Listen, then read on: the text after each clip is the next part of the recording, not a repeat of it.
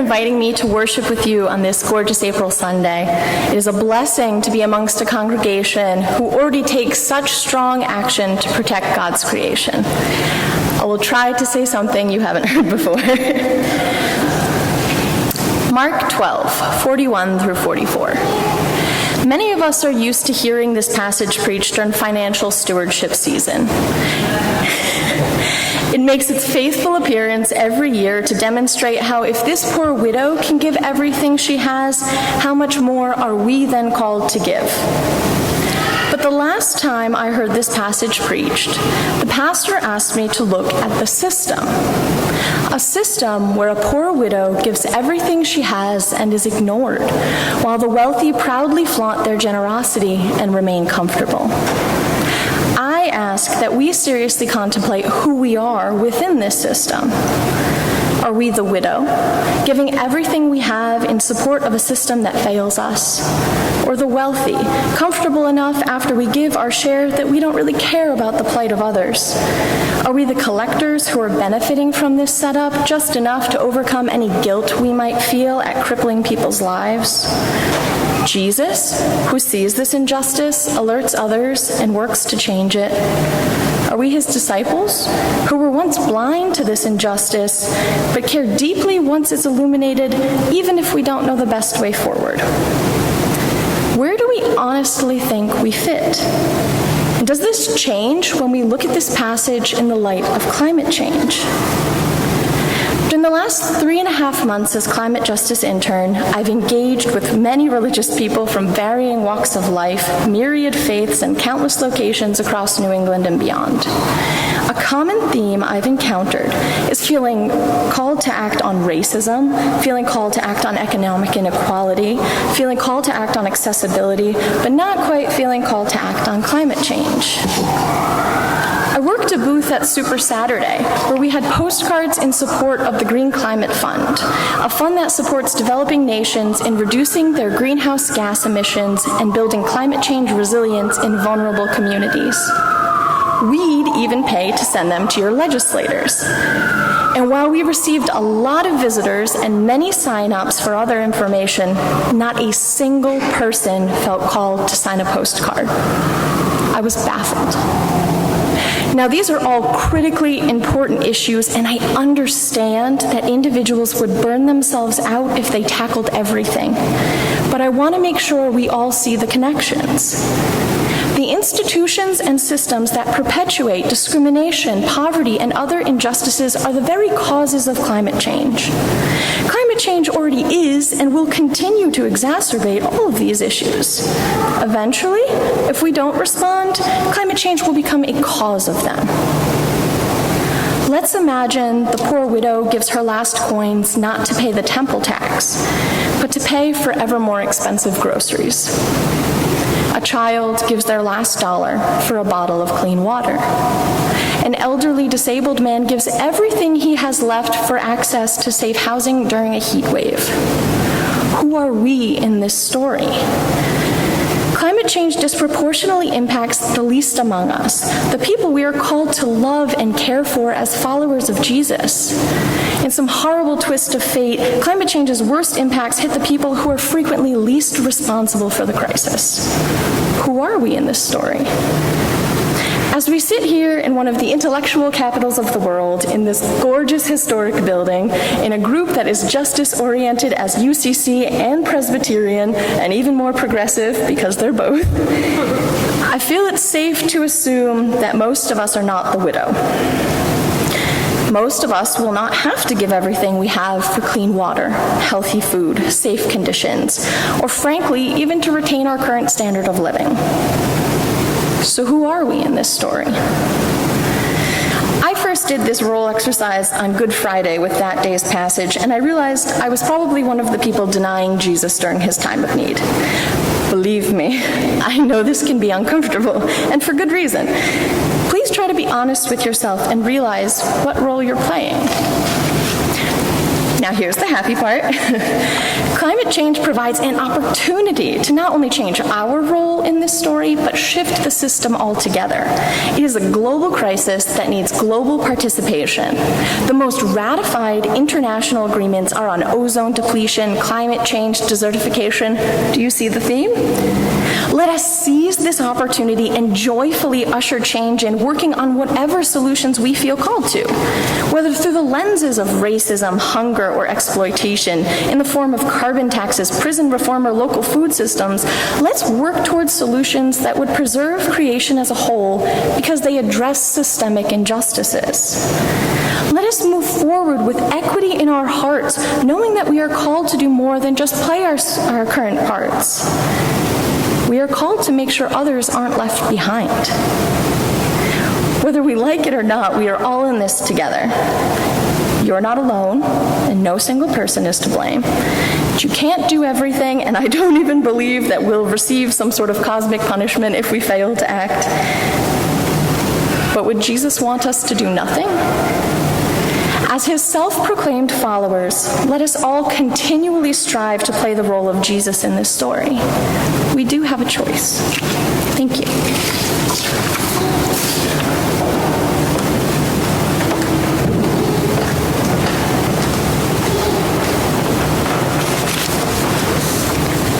Our second gospel reading this morning is from Matthew's Gospel, chapter 20, beginning at the first verse.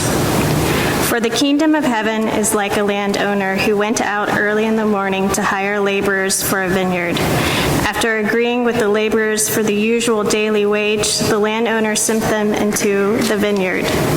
When he went out about 9 o'clock, he saw others idle in the marketplace, and he said to them, "You also go out into the vineyard, and I'll pay you whatever is right." So they went. When he went out again at noon, and about 3 o'clock, he did the same. And about 5 o'clock, he went out and found others standing around, and he said to them, "Why are you standing here idle all day?" They said to him, "Because no one has hired us." He said to them, "You also go into the vineyard." When evening came, the owner of the vineyard said to his manager, "Call the laborers and give them their pay, beginning with the last and then going to the first."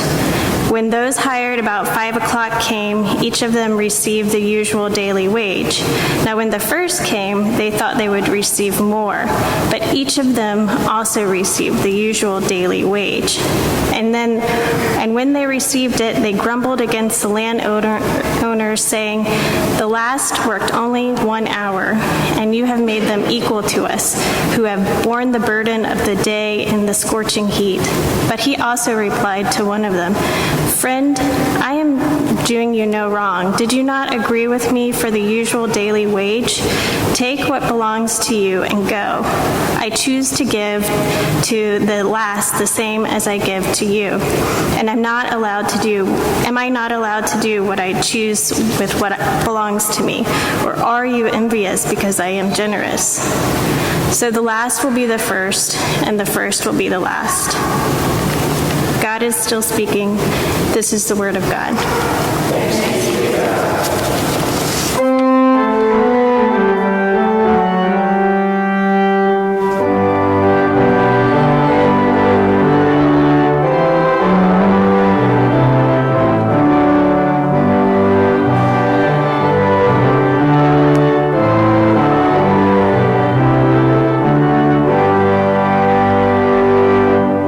Good morning, Church of the Covenant. It's a joy for me to be here again. I was here the second Earth Sunday of 2015, so I'm quite happy to be here the first Earth Sunday of 2016 at such a church.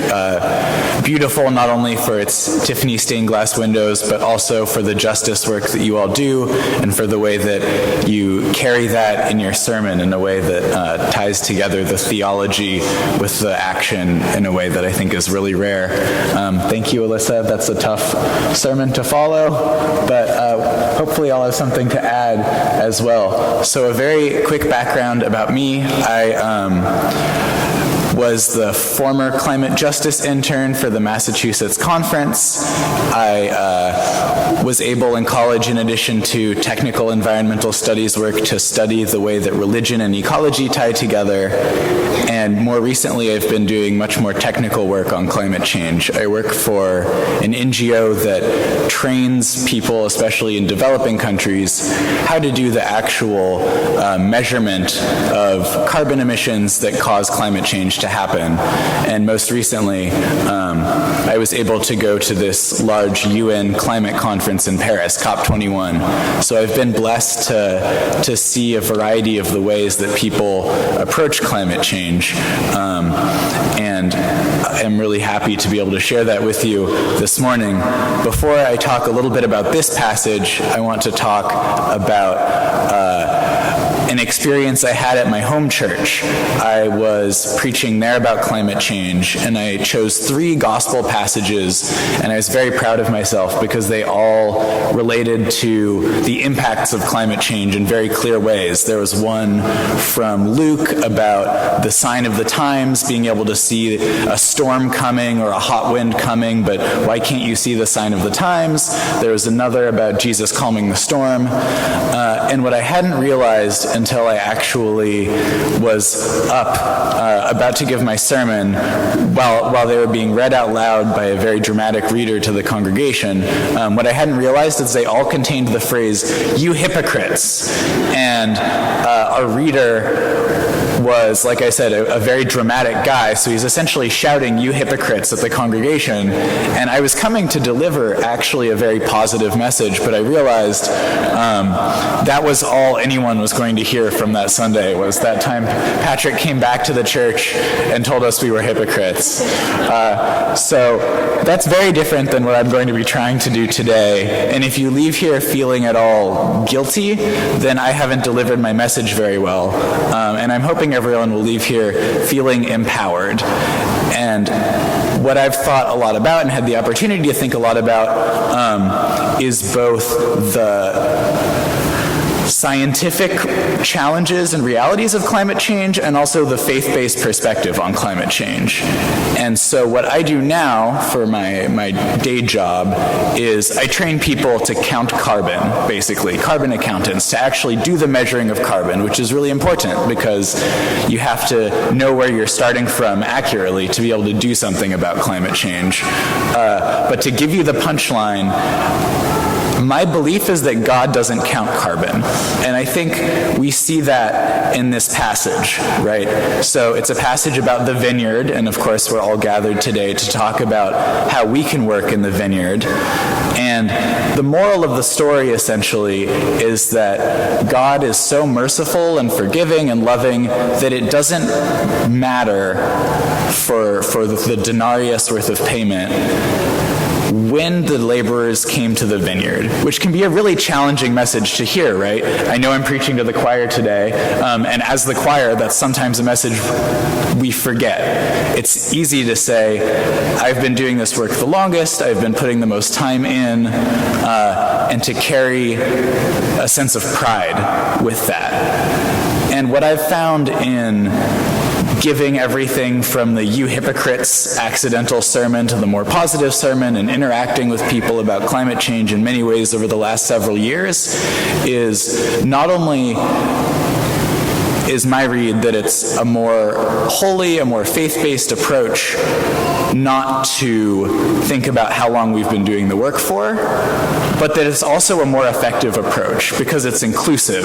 And so to get everyone working in the vineyard, I think this parable is showing us that really the best way to go about it is to commend people for the work they can do. Not everyone will have 8 hours a day to work in the burning sun to try and insulate our boilers or put on solar panels. For some people, focusing on using paper plates 1 fewer day a week will be what they can contribute. And I think what really matters at the end of the day from a faith-based perspective is that everyone is affirmed in their ability to participate in the work. Joining in the work not from a sense of guilt, but from a sense of calling, knowing that we are all called no matter how late we're coming to the game. I actually had a very humbling experience when I went to this large climate conference in Paris in December, and a part of that was realizing that in many ways I am actually very late to this climate change game. There was, so for those who don't know, every year the UN holds these large climate conferences, and this year was particularly big because they were going to try and craft a universal binding or partially binding climate agreement. Basically, an agreement that every country could sign on to that would help us tackle climate change in a more coordinated and a smarter way than we've been trying to tackle it so far. So there were about 30,000 people there each week from every country on the planet. There were 150 heads of state and government, meaning presidents and prime ministers and sultans and so on, which is more than have ever been gathered under one roof for any cause in recorded history. So there was very high-level political support. There was a lot of attention. It was certainly an exciting place to be, and the people that I work with who've been to many of these events said they've never been to one that had a more positive atmosphere than Paris. So it was really, in many ways, I'm very optimistic after this experience. And part of that optimism is related to how humbled I am realizing that there is truly a global community of people, from economists and carbon accountants to diplomats and negotiators to youth activists and indigenous peoples, who are all coming together to work on the climate change problem. And certainly there are a huge variety of perspectives, and accordingly there's a lot of clashing of heads that happens, but it was incredible to see that for every piece of this puzzle there is someone working on it, and that overall there are tens and maybe even hundreds of thousands of people who are working on climate change full-time. And so to some degree I had this Matthew 20:1 through 16 experience in Paris, going there and realizing I am called to work in the vineyard. It feels like it's about 3 p.m. now, so I'm going to get paid more than my due. And I don't have to do all the work in the vineyard. They don't talk about this in the passage. It's not part of the parable. But I like to think that in addition to each of the workers being there for a different amount of time, each is doing a different task, and that task depends largely on their ability to contribute. The old widow in this story would not be giving all that she had, but would probably get a nice table in the shade, and maybe she's peeling some apples or something and talking about the good old days, whereas the younger folks can be out there threshing, cutting, etc. You get my point, which is to say that on the one hand, how much work we can put in really does matter, because climate change is ultimately a mathematical exercise. We're trying to minimize the amount of carbon we put in the atmosphere every year. And the less we put in, the less climate change there will be, which means the fewer somewhere between difficult and heartbreaking and tragic impacts we will have upon the world. On the other hand, I think the most faithful way we can approach climate change is to be comforted knowing that by engaging in the work in some way, by being one piece of God's plan for us to come to terms with this incredible challenge, God celebrates. God celebrates that we will be a part of the workforce in this garden, that we might not be able to work for 12 hours of the day in the heat, but by participating in whatever way we can, no matter how large or how small, giving not out of guilt, but out of a willingness to work in the garden, we are participating in God's plan for us to come to terms with what I interpret to be the biggest global challenge humans have ever had to face. And just like a garden, we don't understand all of how that plan will work out. We aren't the ones that really make the plants grow. Even in this age of soil science, there's a lot we don't understand about how a garden works, and there's a lot that we leave up to God. But what we are called to do is to participate in whatever way we can, and as some of those who've been in the garden the longest, we are called to affirm others who can join in the work and not to question how much we deserve versus they deserve, but to celebrate that we can all be a part of this work together. Thank you for listening to my message, and I hope you will come up after church at the potluck if you have more questions about COP21 and the Paris Agreement and what happened there.